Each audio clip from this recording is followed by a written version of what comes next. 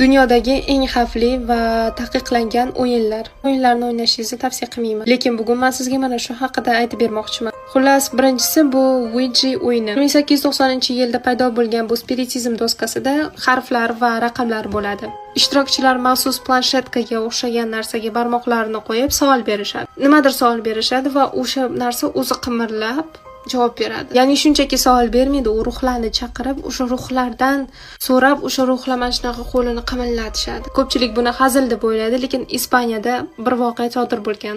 Estefania Gutierrez Lassoro degan qiz. Mana shu qiz bu o'yinni maktabda o'ynab, keyin uyga keladi va unda qandaydir paranormal narsalar, gallyutsinatsiyalar paydo bo'lishni boshlaydi.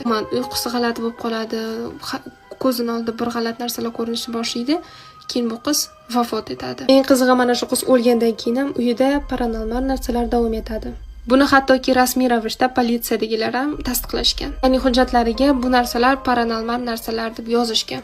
Bu Ispaniya tarixida politsiya tomonidan rasman tasdiqlangan mistik voqeadir. Agar sizga mana shu o'yinlar qiziq bo'lsa, izohlarda ikkinchi qism deb yozib qoldiring va men boshqa o'yinlarni sizga aytib beraman.